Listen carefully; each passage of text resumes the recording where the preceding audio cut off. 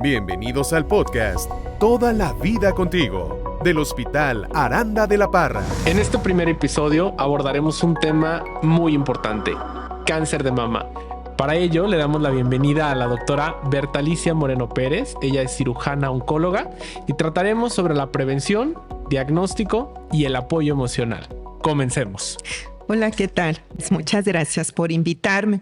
Y realmente, es un tema muy importante para todas nosotras como mujeres. He de iniciar, ¿verdad? Considerando que el cáncer de mama actualmente es uno de los cánceres más frecuentes en las mujeres. No nada más a nivel mundial, sino también en nuestro país, que pues conforme avanzan más el tiempo, ¿verdad? Se van dando más casos. Esto pues obviamente por el cambio de hábitos alimenticios y de muchas situaciones que han hecho que aumente el número de cáncer de mama. Entiendo. ¿Y cómo es que se desarrolla, doctor? ¿Cómo se desarrolla el cáncer de mama en específico? Bueno, mira, esto es muy importante porque, si vemos aquí una imagen, ¿verdad? De la mama, pues vamos a ver que no es nada más piel, pezón y areola, sino que si hiciéramos un corte, pues está formado por lobulillos y está formado por ductos mamarios y tejido fibroso o de sostén. Obviamente los lobulillos son los encargados de producir la leche cuando nos embarazamos y los ductos mamarios es de llevar la leche. Entonces, cuando una de las células tiene alguna alteración en su núcleo, ¿verdad? Que empieza a tener alteraciones estructurales, es donde se empieza a desarrollar un cáncer de mama, inicialmente con atipias, que con la célula original pues ya no se parece a la célula original. Yo siempre les digo, mira, es como un gremlin, ¿verdad? No sé si se acuerdan de esa película de los gremlin, que pues eran unos muñequitos muy bonitos, pero si les echabas agua, se hacían mal. Se hacían espantosamente. Claro. Y así sucede con las células, ¿verdad? Originales del tejido mamario. Y pues bueno, se convierten, ¿verdad?, en gremlin. Entonces, ¿dónde se desarrolla? Puede desarrollarse en los lóbulos mamarios y de ahí se desarrolla un cáncer lobulillar. O puede desarrollarse en los ductitos mamarios, que son los que llevan la leche, ¿verdad? Y estos se llaman ductales, que son los más frecuentes, pero también se puede desarrollar en la superficie de la areola y del pezón. Y estos pues se llaman cánceres de Payet o cáncer también inicial. Uh-huh. De acuerdo. Ahorita al principio platicábamos un poco acerca de los factores, comentaba que por ahí la alimentación, pero ¿hay algunos otros factores que pudieran condicionar que se desarrolle un cáncer de mama? Sí, claro. Fíjate que actualmente conocemos factores importantes. El que dices tú, factores de riesgo, no necesariamente quiere decir que si tienes todos los factores vas a desarrollar un cáncer de mama. Sin embargo, hay algunos que durante todos los estudios, durante muchos años, se han visto que impactan y que esto, ¿verdad?, en las mujeres podemos desarrollar un cáncer de mama. Entonces, un factor de riesgo, pues, es el de ser mujer, ¿verdad? Claro. Es mucho más frecuente en nosotras, en las mujeres, por la glándula mamaria, ¿verdad? Es 100 veces más frecuente que con el hombre, porque también en el hombre se da un cáncer de mama, pero es muy bajo, menos del 2%, ¿verdad? ¿Qué otro, verdad, factor? Otro es el genético, ¿verdad? Si tenemos familiares con cáncer de mama cercanos, sobre todo de primera o de segunda línea, que quiere decir que sea nuestra mamá, nuestras hermanas, ¿verdad? O de segunda línea, como podría ser ya nuestras abuelas o nuestras tías que hayan desarrollado un cáncer de mama, pues tenemos un factor de riesgo para poder desarrollar en un futuro un cáncer de mama jóvenes, ¿verdad? Usualmente antes de los 40 años. ¿Qué otro factor de riesgo importante? Pues es también la ventana estrogénica. ¿Esto qué quiere decir? Si menstruamos, ¿verdad? Muy pequeñitas, antes de los 11, 12 años, y se va nuestra menstruación, o sea, la menopausia después de los 52 años, a eso se le llama ventana estrogénica. Entonces, entre más amplia sea, ¿verdad? Es decir, si reglamos temprano y se nos va nuestra regla después de los 52 años, también ese es un factor de riesgo para desarrollar un cáncer de mama. Luego también está la paridad, ¿verdad? Actualmente, como mujeres, pues ha cambiado mucho nuestro estilo de vida. En la cuestión de que, pues bueno, queremos embarazarnos, no tan jóvenes para poder hacer, ¿verdad? Algunas otras situaciones, ¿verdad? Propias, personales. Y pues bueno, también se ha visto, ¿verdad? Que llegar a un primer embarazo, que nuestro primer hijo nazca después de los 35 años, también es un factor de riesgo a comparación de aquellas mujeres que tienen sus hijos antes de los 30 años. Y obviamente, pues también cuando ya nos llega la menopausia, el hecho, ¿verdad?, de que tomemos sustitutos hormonales como estrógenos o progesterona. Pero obviamente esto no quiere decir que no podemos tomar, ¿verdad?, ni estrógenos ni progesterona, sino que tenemos que tener mucho cuidado, ¿verdad?, en hacernos nuestros estudios. Y el último de los últimos que le dan peso, pues también es la obesidad y es el tabaquismo y el alcoholismo, ¿verdad?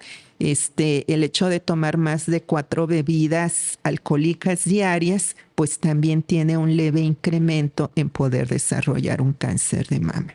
Entiendo.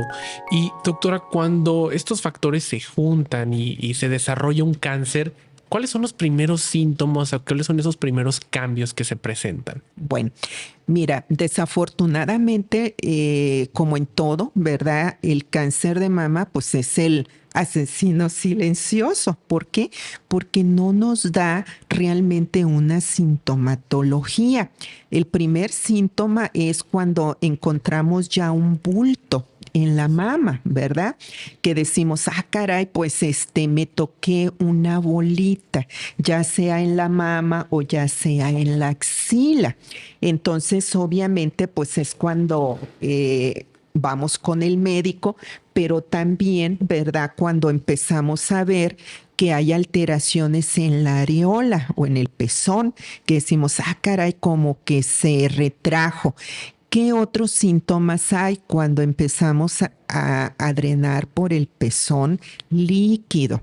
Y este líquido, ¿verdad?, puede ser de color rojo, como sangre, o un poquito pintadito, como decimos agüita de Jamaica, ¿verdad? Claro. Entonces esos podrían ser los síntomas claros de que algo nos está pasando en la mama. Entiendo. Y doctora, hablando un poquito sobre prevención, ¿cuáles son las medidas recomendadas? ¿A qué edad hay que empezar a revisarse? ¿Qué estudios?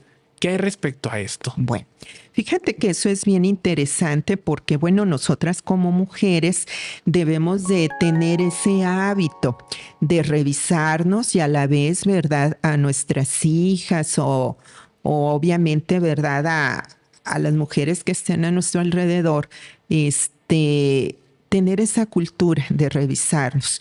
Lo ideal, ¿verdad?, es que después de los 18 años, ¿verdad?, tengamos puede ser una autoexploración en donde pues nosotras, ¿verdad?, nos exploremos la mama desde varios ángulos. Primero, con observación, a través, ¿verdad?, de un espejo en donde vamos a ver la silueta de la mama, vamos a conocer nuestras mamas, vamos a ver que no tengan alguna retracción o alteración cuando hacemos ciertos movimientos de la mama. Eso es muy importante para nosotros, así como conocemos nuestro rostro, poder conocer, ¿verdad?, nuestras mamas, ¿verdad? Si son grandes, si son pequeñas, cuando movemos los brazos, si hay alguna alteración o no. Todo eso es muy importante. Y obviamente si menstruamos, lo ideal sería hacernos nuestros estudios, nuestra palpación de 4 a 10 días después del primer día de menstruación. Esto que lo condiciona porque tenemos la mama menos inflamada y esto nos permite, ¿verdad? Poderlo palpar mejor. Siempre va a ser, ¿verdad? Puede ser varias formas, ¿verdad? Iniciando desde el centro, ¿verdad? Con nuestros dedos hacia la periferia, o puede ser de afuera hacia adentro, ¿verdad? En todos los cuadrantes mamarios. Usualmente la mama la dividimos en cuadrantes. Uno superior, uno inferior, uno interno y otro externo. Entonces es importante revisarnos toda la glándula mamaria, viéndonos al espejo, acostándonos, ¿verdad? Para poder revisar los bordes o los internos y poder ver que no encontremos nada más. También lo podemos revisar cuando nos bañamos con el jabón, ¿verdad? Poder revisar y decir, mira, esto es más fácil, ¿verdad? Prácticamente eso es en cuanto a la exploración, porque así es como nos damos cuenta si hay algún problema o no. Otra forma de detección, ¿verdad? Pues son los estudios de imagen, porque obviamente dice esto es la autoexploración. Sí. Pero que se puede hacer una vez al mes, nosotras como mujeres, y un examen clínico una vez al año por un médico, ¿verdad? Entonces eso es importante. Y pues bueno, dentro de los estudios que tenemos, ¿verdad? Actualmente pues está la mastografía, está el ultrasonido, está otros estudios mayores como es la mastografía intravenosa, está la resonancia magnética, la tomografía. Pero hoy por hoy, ¿verdad? Quien nos va a hacer una detección más importante es la mastografía. Porque obviamente nos va a permitir detectar en etapas muy tempranas, ¿verdad? Un cáncer. Y esto pues nos va a permitir tener un mejor control y curación de la enfermedad. Entiendo. ¿Y a partir de qué edad se recomienda que se realicen mastografías y cada cuánto tiempo? ¿O cómo es esta recomendación actualmente? Bueno, fíjate que nosotros consideramos que la mastografía debe de ser a partir de los 40 años de edad. Obviamente, si tú tienes factores de riesgo como los que ya habíamos visto, y sobre todo si tenemos el antecedente de cáncer de mama en la familia, pues debemos de hacer nuestros estudios por lo menos a los 35 años. Pero lo ideal es a los 40. ¿Por qué? Porque todavía el tejido mamario, como ya habíamos dicho, tiene muchos lobulitos. Sí. Entonces, antes de los 40 años, realmente no son estudios muy fidedignos porque todavía tenemos mucha densidad mamaria. Entonces, ese es el motivo, no tanto por la radiación, porque a veces dicen, oye, es que si me hago una mastografía, por ejemplo, a los 20 años, a los 25, es por las radiaciones. No, no es por eso. Realmente el nivel de radiación con una mastografía es muy bajo, sino porque en las imágenes no alcanzamos a ver si hay alguna alteración o no. Entonces, por eso es después de los 40 años. Pero sin embargo, ¿verdad? Hay mujeres jóvenes que desde muy pequeñitas pues se sienten alguna bolita. Entonces con ellas pues usamos el ultrasonido. Y el ultrasonido pues nos permite ver si ese nódulo es un quiste, si es un nódulo, un fibroadenoma, ¿verdad? Que usualmente son lesiones benignas. No todos los nódulos mamarios es un cáncer, ¿verdad? Porque a veces pues sí nos asustamos. Claro. Pero no todas las bolitas en la mama es un cáncer. Entonces, pues obviamente, pues hay niñas, ¿verdad? Que desde los 13 años o desde antes debutan con nodulitos, mujeres menos de 30 años. Entonces, en ellas utilizamos el ultrasonido. para saber, ¿verdad? Si es primero quiste o no, si es benigno o maligno. Y también, pues en las mujeres que tienen una densidad mamaria muy importante, ¿eso qué quiere decir? Que el tejido mamario, los lóbulos y el tejido de sostén está como muy blanquito. Entonces eso no nos permite detectar lesiones por la mastografía. Entonces ahí pues entra el ultrasonido también para descartarlo. Y si todavía todo eso, ¿verdad? No es suficiente, entonces ya nos vamos a otros estudios como es la resonancia. Sobre todo ahora que, bueno, muchas de nosotras, ¿verdad? Nos arreglamos un poquito la mama y pues nos ponemos implantes mamarios, que cada vez es más frecuente, ¿verdad? De que, pues digamos, vamos a darle una arregladita, ¿verdad? A nuestro busto y nos pongamos implantes mamarios. Entonces, pues bueno, usualmente, ¿verdad? Con la mastografía y el ultrasonido es más que suficiente, pero si quisiéramos todavía, ¿verdad?, ser como que más específico, pues está la resonancia magnética, que también nos da, podríamos decir, imágenes con lesiones muy pequeñitas, mayor, una sensibilidad al 90%. Uh-huh. Perfecto. Doctora, y cuando llegan los pacientes, en este caso una paciente que llegue con usted y que hay esa sospecha de que probablemente tenga cáncer de mama, ¿qué otros estudios se le hacen para llegar al diagnóstico? La biopsia es uno de ellos, ¿no? Sí, así es. Fíjate que, bueno, ya cuando se presentan a nuestra consulta, las pacientes llegan de dos formas. Mira, uno, ¿verdad? Eso a mí me gustaría más, que son lesiones no palpables, ¿verdad? Que muchas veces en su control con su ginecólogo y que les hacen sus mastografías, dice el radiólogo, ¿sabes qué? Ahí hay una zona sospechosa, pero que no se palpa, ¿verdad? Y es sospechosa, ¿por qué? Porque a lo mejor tiene microcalcificaciones, tiene vascularidad, tiene distorsión del tejido mamario. Entonces, obviamente, ¿verdad? Pues es el tipo de lesiones que se llaman lesiones sospechosas, pero no palpables. Y hay otras lesiones que ya van con el nódulo mamario. Entonces, obviamente, antes de decir esto es un cáncer, pues primero tenemos que tomar una muestra para realmente decir esto es un cáncer de mama. Entonces, ¿cómo se hace eso? Bueno, puede ser, obviamente, como dices tú, una biopsia. Hay varios tipos de biopsia. Una es biopsia por aguja de aspiración, que actualmente ya no se está llevando a cabo porque no nos da mucha información. Nos puede decir, sí, pues es un cáncer de mama, pero no nos dice, ¿verdad? O no nos da una información más necesaria de lo que necesitamos nosotros saber para un tratamiento. Entonces, hoy por hoy, es tomar una biopsia con aguja gruesa, que se llama una biopsia por Trucut, la cual se puede hacer directamente en el consultorio o se puede mandar al área de radiología y un médico intervencionista es el que hace el estudio, porque obviamente ya con el ultrasonido dice, pues claro, aquí es donde está la zona y obviamente ahí es donde toma la muestra y saca usualmente 5 cilindros, de 5 a 6 cilindros del tejido mamario para mandarlo a analizar.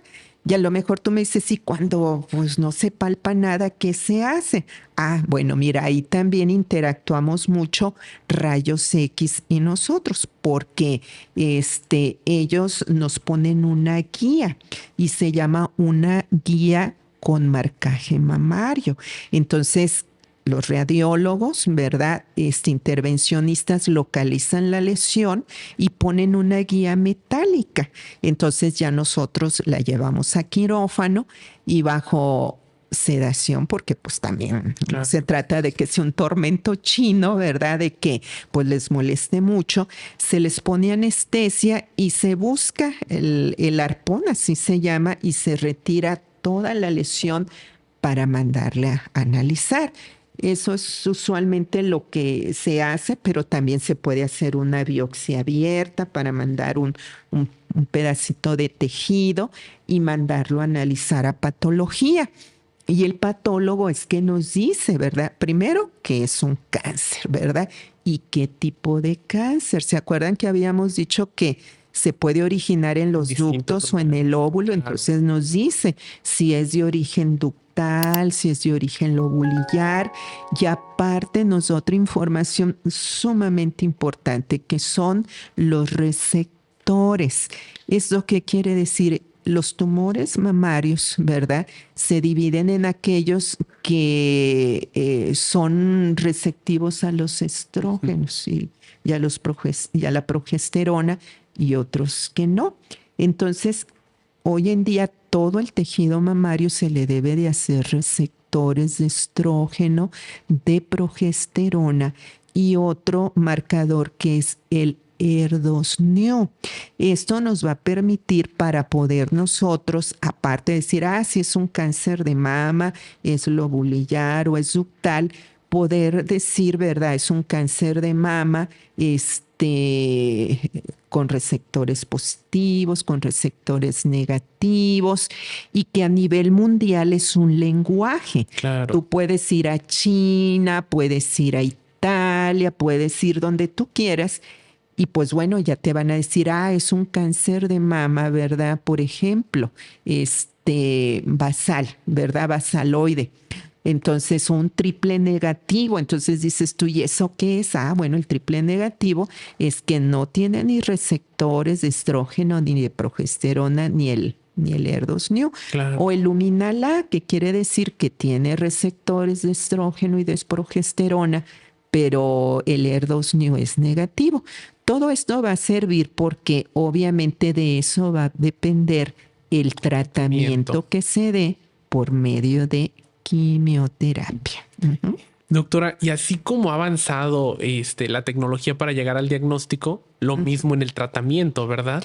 Claro. ¿Qué opciones hay actualmente? Cuando se hace un diagnóstico de cáncer de mama, híjole, pues ha avanzado mucho, y hoy en día no significa que la paciente se vaya a quedar sin la mama. Hay muchas opciones.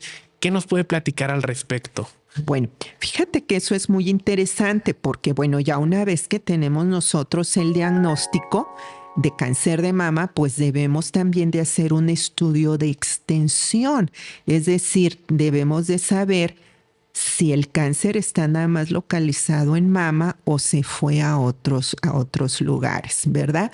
¿Cómo dónde? Como a nivel ganglionar, ¿verdad? Si vemos nosotros, ¿verdad? Esta imagen, ¿verdad? Podremos ver que cuando tenemos una lesión, por muy pequeñita que sea, ya es capaz de irse a los ganglios. O sea, el cáncer de mama se disemina a través de las vías ganglionares y a través de los vasos sanguíneos.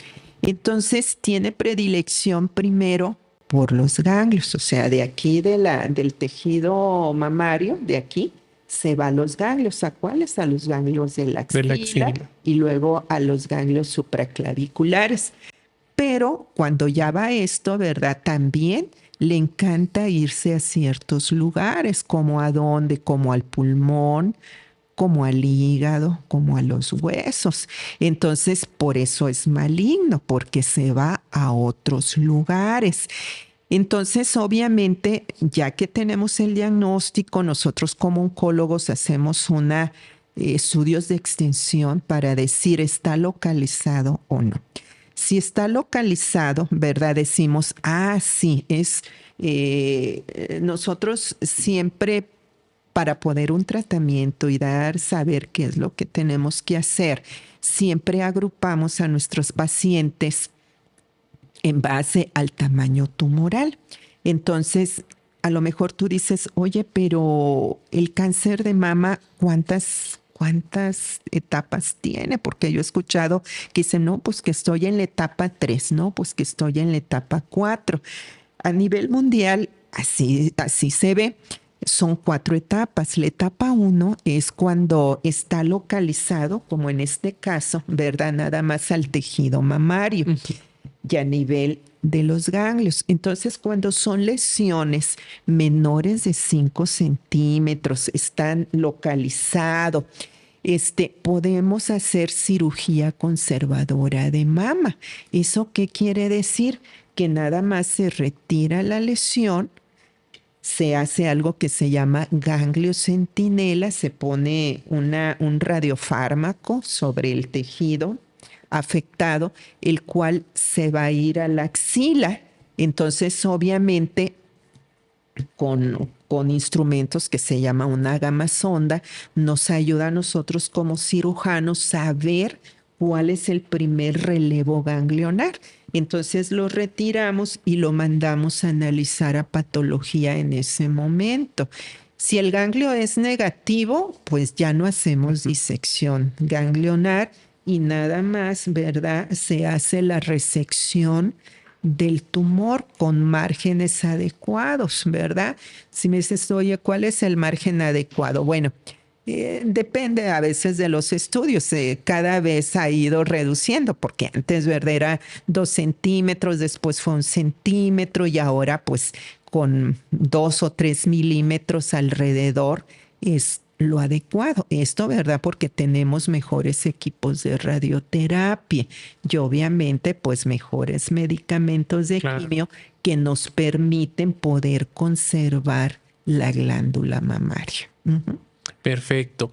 Y doctora, en todos los casos, ¿la paciente tiene que pasar por cirugía y quimioterapia o va dependiendo mucho de cómo esté el cáncer en este caso? Fíjate que depende mucho de la etapa clínica. Volvemos a lo mismo, ¿verdad? Ya una vez que se hizo el procedimiento quirúrgico, por ejemplo, en las etapas iniciales, como es lo que está localizado en la mama y que tiene algún ganglio, todo esto se manda a analizar. Y, por ejemplo, en tumores mayores de 1 centímetro, imagínate, mayor de 1 centímetro, que hay ganglios positivos, ¿verdad? Y que son receptores negativos, pues obviamente ahí sí damos quimioterapia. Pero también va a depender de la edad de la paciente, porque hay, por ejemplo, pacientes que ya pasan los 60, 70 años de edad, que son lesiones también muy localizadas. Entonces, con ellas, ¿verdad? Muchas de ellas quieren conservar su mama, no importa que tengan 70 años o más, quieren conservar su mama.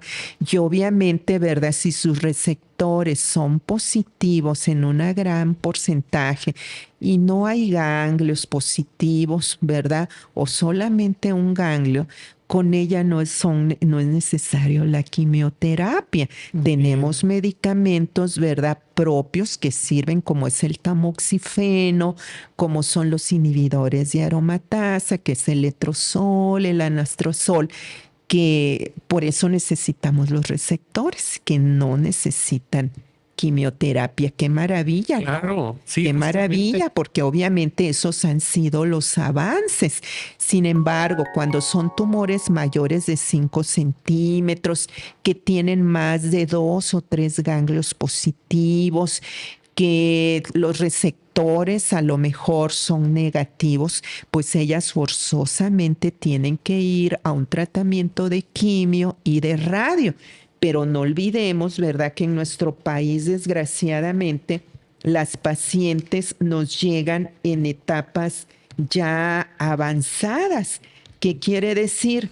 Pacientes que tienen tumores más grandes, que ya tienen muchos ganglios aquí y que usualmente el tumor no nada más es más de 5 centímetros, sino que ya hay alteración en la piel o retracción.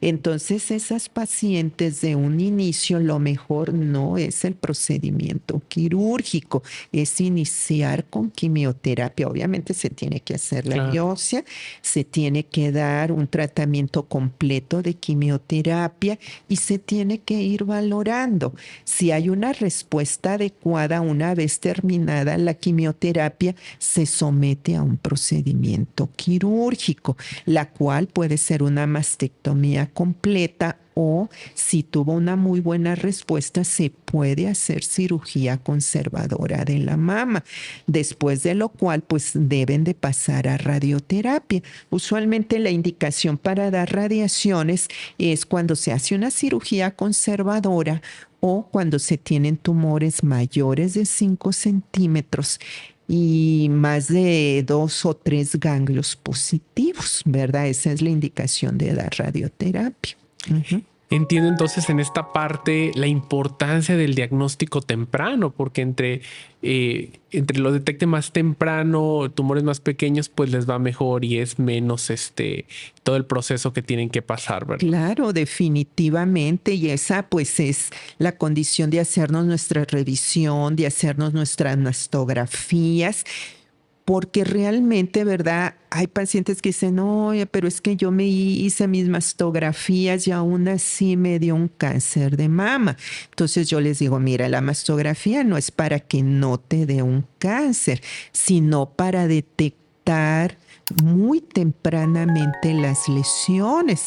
Entonces es una maravilla poder detectar lesiones menores de 1 Claro. centímetro, de 8 milímetros, de 6 milímetros, porque esas pacientes prácticamente logran una curación y sin necesidad, ¿verdad?, de dar tratamientos tan importantes como quimio, como radio, ¿verdad?, como otras situaciones. Entre más temprana es la enfermedad, hay más posibilidades de curación y de que vuelva a presentarse una recaída. Ok. Doctor, hay un aspecto bien importante. Cuando se hace un diagnóstico y la paciente va a pasar por todo este proceso, la parte emocional es un tema que a veces restamos un poquito de importancia, pero en su experiencia, ¿ha visto por ahí alguna situación o cree que es importante acompañar a las pacientes en este aspecto? Claro, es fundamental. Mira, para empezar, pues bueno, nadie estamos, ¿verdad? Así como que preparados para que nos den una noticia, ¿verdad? De que tenemos un cáncer, porque nos cambia la vida, ¿verdad? De la noche a la mañana, nuestros proyectos y obviamente el sentimiento de una muerte inmediata, lo cual no es así, ¿verdad? Entonces, pues la mayoría de nuestras pacientes, no nada más ellas, sino la familia, el núcleo familiar, porque no es nada más la paciente, es su grupo familiar, ¿verdad?, que va a estar con ella durante todo el proceso de tratamiento y de seguimiento. Entonces, actualmente, ¿verdad? Se ha considerado un término que se llama distrés, no es estrés, sino distrés, en donde el paciente con un cáncer, no necesariamente de cáncer de mama, va a tener dificultad, ¿verdad?, para poder ver su enfermedad y cómo tratarla, porque realmente, ¿verdad? Hay pacientes que dicen, ok, ya tengo esto y vamos con todo, ¿verdad? Nos vamos a enfocar a esto. Pero también hay pacientes, ¿verdad?, que tienen una depresión muy importante y también, ¿verdad?, sus círculos familiares, sus círculos de amigos, que los bombardean con noticias, ¿verdad?, de alarma, de todo. Entonces, pues eso les hace muchas veces no querer ningún tratamiento, porque también tenemos el grupo de pacientes que ante un diagnóstico así dicen, bueno, muy bien, doctores, ya estoy aquí, pero no quiero ningún tratamiento porque me han asustado tanto, ¿verdad? Las informaciones que tengo miedo. tengo miedo de someterme a una quimioterapia, una radiación, a una cirugía. Entonces, pues obviamente con estos pacientes es muy importante el acompañamiento a través de psicología, de terapias. Tenemos psicooncólogos, ¿verdad? En nuestro hospital, ¿verdad? Contamos con una psicooncóloga muy bien preparada que de alguna manera, ¿verdad? Los lleva y nos ayuda, no nada más a la paciente, sino a la familia, al núcleo familiar, a poder, ¿verdad? Llevar este proceso de la mejor manera. Uh-huh. De acuerdo, doctora. ¿Qué mensaje final le gustaría compartir con nuestra audiencia sobre la importancia de la concientización del cáncer de mama? Bueno, pues a mí yo siempre les comento, ¿verdad? Que es mejor prevenir. Siempre es mejor prevenir. Entre más pequeña sea una lesión, es más tratable y que obviamente nosotras como mujeres debemos de tener esa concientización de cuidarnos y de querernos, ¿verdad? Como personas. Y dentro de ese cuidado y de ese querernos como personas, pues está, ¿verdad? El hacernos nuestros estudios, ¿verdad? Tanto de mama como de Papá Nicolau, ¿verdad?